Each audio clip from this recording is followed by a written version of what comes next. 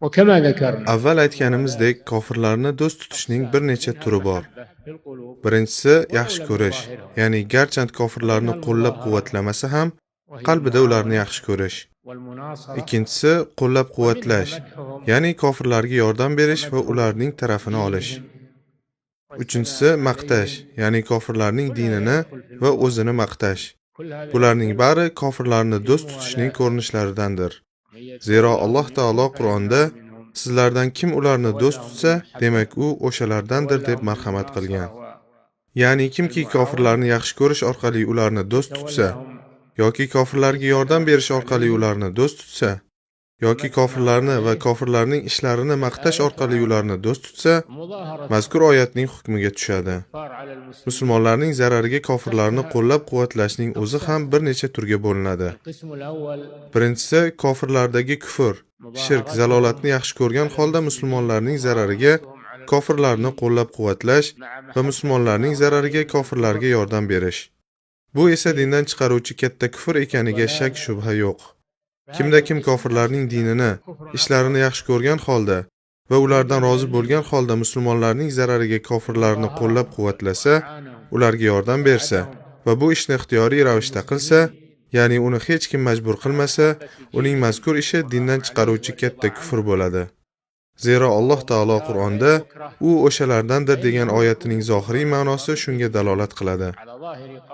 Ikkinchisi ixtiyoriy ravishda emas, balki majburan musulmonlarning zarariga kofirlarga yordam berish. Bunday ishga qattiq ogohlantirish kelgan va bu ishning dindan chiqaruvchi kufr bo'lishi xavfi bor. Shuning uchun ham mushriklar Badr jangiga ketayotib, musulmonlarning bir guruhini ham musulmonlarga qarshi jangga chiqishga majburlaganlarida Alloh taolo mazkur musulmonlar guruhiga dashnom bergan. Zero ular hijrat qilmay mushriklar orasida qolganlari uchun ham musulmonlarga qarshi jangga chiqishga majburlangan edilar. Holbuki ular kofirlarning dinini yomon ko'rardilar, musulmonlarning dinini yaxshi ko'rar edilar. Lekin ular mol dunyosini, yurtini, farzandlarini ko'zi qiymay Makkada qolgan edilar. Ular kofirlarni yoki kofirlarning dinini yaxshi ko'rganlari uchun qolishmagan edi. O'shanda Alloh taolo quyidagi oyatlarni nozil qilgan. O'z jonlariga jabr qilganlarning jonlarini olish chog'ida farishtalar ularga dashnom berib, qanday yashadingiz deganlarida, ya'ni qaysi jamoa bilan yashadingiz, nega musulmon bo'la turib mushriklar bilan yashadingiz deganlarida, ular biz o'z diyorimizda zaif, nochor edik deyshadi. Ya'ni ilojsiz edik. Ular bizni majbur qilishdi deydilar. Shunda farishtalar ularga Allohning yeri keng edi-ku, hijrat qilsangizlar bo'lmasmidi deyishdi. Ya'ni nega musulmon bo'la turib kofirlar bilan qolishga rozi bo'ldingiz? Nega o'zingizni bunday dahshatli ko'yga solib qo'ydingiz deyshadi. Ana o'shalarning joylari jahannamdir. U naqadar yomon oqibat. Lekin biron chorasini qila olmay hijrat qilishga yo'l topolmay chorasiz qolgan kishilar, ayollar va bolalar bundan mustasno. Shoyatki Alloh ana o'shalarni afv etsa, Alloh kechirimli va mag'firatli bo'lgan zotdir. Demak, hijrat qilish imkoni bo'la turib hijrat qilmay, mushriklar bilan qolgan va undan ham yomoni, ular bilan birga musulmonlarga qarshi jangga chiqishga majbur bo'lganlarga nisbatan nihoyatda qo'rqinchli ogohlantirish berilgan. Biroq chorasini qila olmay, hijrat qilishga yo'l topolmay chorasiz qolgan kishilar, ayollar va bolalar bundan mustasno. Ya'ni qarib qolgan yoki kasal bo'lgan erkaklar, ayollar va kichik bolalar uzrlidirlar. Chunki ular hijrat qila olishmaydi. Alloh taolo Qur'onda Alloh hech bir jonga toqatidan ortiq narsani yuklamaydi deb marhamat qilgan. Uchinchisi, kofirlarni va ularning dinini yomon ko'rgan holda ixtiyoriy ravishda musulmonlarning zarariga kofirlarga yordam berish. Bu ish shak shubhasiz katta gunoh bo'lib, uni qilgan odam kofir bo'lish xavfi bor. Agar bu ishni qilgan odam kofirlarni va ularning dinini yomon ko'rmaganda edi, kofir deb hukm qilingan bo'lardi. Demak, u juda xatarli holatda. To'rtinchisi, musulmonlar bilan ahdlashgan kofirlarning zarariga boshqa kofirlarga yordam berish. Ya'ni musulmonlarga qarshi emas, balki musulmonlar bilan ahdlashgan kofirlar jamoasiga qarshi jang qilayotgan kofirlarga yordam berish. Bu harom ish. Bunday qilish mumkin emas. Chunki bunday qilish musulmonlarning ahdini buzish hisoblanadi.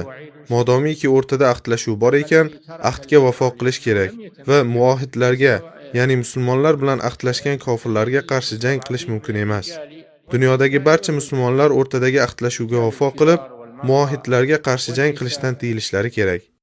Demak, musulmonlar bilan ahdlashgan kofirlarga qarshi jang qilayotgan boshqa kofirlarga yordam berish musulmonlarning ahdlashuviga va majburiyatlariga xiyonat qilishdir. Darhaqiqat Rasululloh sallallohu alayhi vasallam kim muohidni o'ldirsa, jannatning hidini ham hidlamaydi deganlar. Modomiki Alloh taolo musulmonlar bilan ahdlashgan kofirlarga qarshi jang qilayotgan musulmonlarga yordam berishdan qaytargan ekan, endi qanday qilib musulmonlar bilan ahdlashgan kofirlarga qarshi urushib, musulmonlarning ahdini buzayotgan kofirlarga yordam berish mumkin? Vaholanki Alloh taolo Qur'onda agar ular sizlardan dinda yordam so'rasalar, yordam bermoqingiz vojib. Faqat siz bilan o'rtalarida ahdnoma bor qavm ziddiga emas deb marhamat qilgan. Demak, kofirlarga qarshi jang qilayotgan musulmonlar bizdan yordam so'rasalar, biz ularga yordam berishimiz vojibdir. Magar bitta vaziyat bundan mustasno. Agar o'sha kofirlar jamoasi musulmonlar bilan ahdlashgan bo'lsa, ularga qarshi jang qilayotgan musulmonlarga yordam berishimiz joiz emas. Modomiki muohidlarga qarshi jang qilayotgan musulmonlarga yordam berishimiz mumkin emas ekan, qanday qilib muohidlarga qarshi kurashayotgan kofirlarga yordam berishimiz mumkin? Bunday qilish joiz emas. Chunki musulmonlarning ahdlariga vafo qilishimiz kerak. 5-si, musulmonlarning zarariga kofirlarga yordam bermagan holda kofirlarni shunchaki yaxshi ko'rish. Ya'ni kofirlarni shunchaki yaxshi ko'rish va ularning musulmonlarga zarar yetkazishiga yordam bermaslik. Alloh taolo bundan ham qaytargan. Alloh taolo shunday marhamat qilgan. Allohga va oxirat kuniga iymon keltirgan qavmning Alloh va rasuliga qarshi bo'lganlar bilan do'stlashayotganini topmassiz. Garchi ular o'z otalari, bolalari, aka-ukalari yoki qarindoshlari bo'lsa-da, ular bilan do'stlashmaslar. Ana o'shalarning qalblariga iymonni bitib qo'ygan. Yana bir oyatda Ibrohimning otasi uchun istig'for aytishi unga bergan va'dasi tufayli edi xolos. Unga otasi Allohning dushmani ekani ayon bo'lgach, undan yuz o'girdi. Ibrohim sertazarru va halimdir degan. Boshqa bir oyatda esa: "Ey iymon keltirgan zotlar, mening dushmanimni va o'zlaringizning dushmaningizni do'st tutmangiz. Sizlar ularga do'stlik qo'lini uzatasizlar, ular esa sizlarga kelgan haqqa kufr keltiradilar. Payg'ambarni ham, sizlarni ham Parvardigoringiz Allohga iymon keltirganingiz uchun quvib chiqaryaptilar-ku" degan.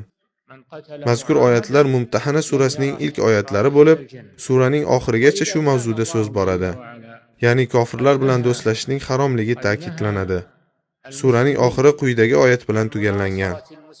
Ey iymon keltirgan zotlar, Allohning g'azabiga uchragan qavm bilan do'st bo'lmanglar.